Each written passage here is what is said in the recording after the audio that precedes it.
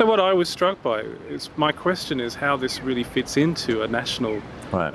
education curriculum, how it fits into a national public consciousness about the past. The Given notion it's of such Japan's citizenry as well. absolutely, given it's such a has been historically such a internationalized space, and it's sort of part of the universalizing of that atomic peace movement and such things. So I'm interested in, is it a national place of memory? We saw the school children earlier.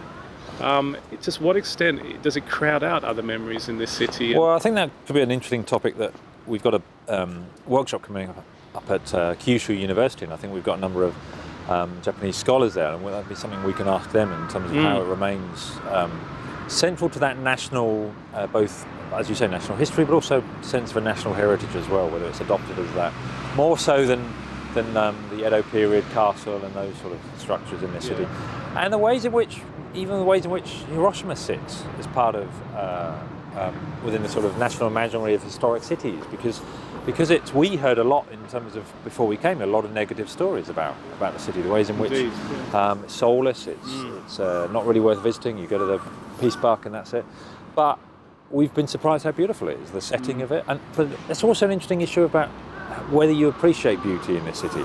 So that was something you were thinking about. Well, I was only yesterday struck that we were immediately impressed is it appropriate to be aesthetics. Is it appropriate to speak of the beauty? I think in a way, because they attempted in the 1970s to sanctify, to make sacred this space.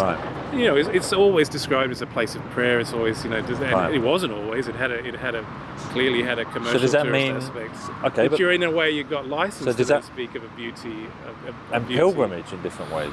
Yeah, because of that sacred, and that a lot of tourism, academic literature talks about the tourist endeavour as a sort of sacred activity and forms of modern pilgrimage. Oh, absolutely.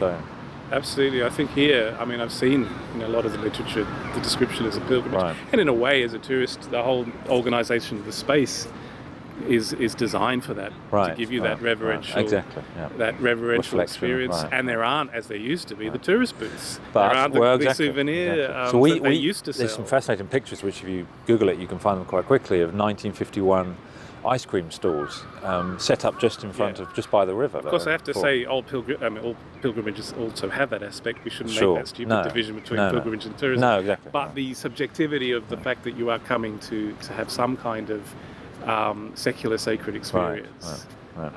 What was interesting just down there. But is it really? I mean, again, that idea of sacred in terms of the destructive power, because that's what the atomic bomb did, is just show the extreme destructive power of humanity and how it can wipe itself out with a press of a button. I think that's one of the complexities of this whole space. That there's something in the iconography that is almost superhuman.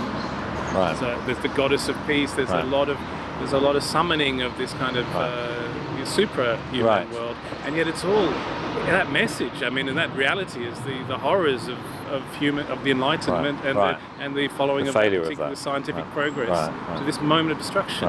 That was a narrative they very carefully transformed in the 50s to make it part of an atomic peace development and all those kinds of things. And I think that's what we were trying to say earlier about the ways in which, as a post-war conservation project, this was about reclaiming that Enlightenment thinking and using technology and science as a form of progress for humanity, rather than taking it to its ultimate form of destruction, which is what this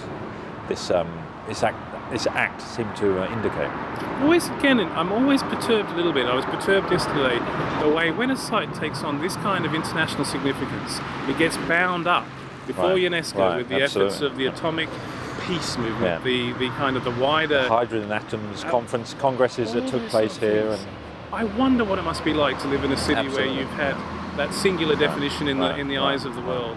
When we get to the castle, we'll just talk more about that, about some of the reactions of the citizens of Hiroshima as we've come to learn about them in response to that transformation. We all know that when friends come to your own city, you never go to the main tourist. It's the only opportunity you end up going to your own city's tourist sites. And when you live in a place, you often don't go to the museums, and you don't go to the key tourist sites. So how often do people who live here come to this park, and is this part of their everyday experience? We saw a bit of that yesterday. I think it is, to the extent that it's been designed in such a way that I wouldn't say people are corralled, but it has. When we're talking about the normalisation, exactly. Because of the river and because of the location, it almost has become a relatively normalised civic space. I mean, I have seen a lot of people. It isn't that the local citizens can't get through here because of the number of tourists. The lady there who's just stopped to read the sign that's there. So we've seen a lot of people doing that all morning.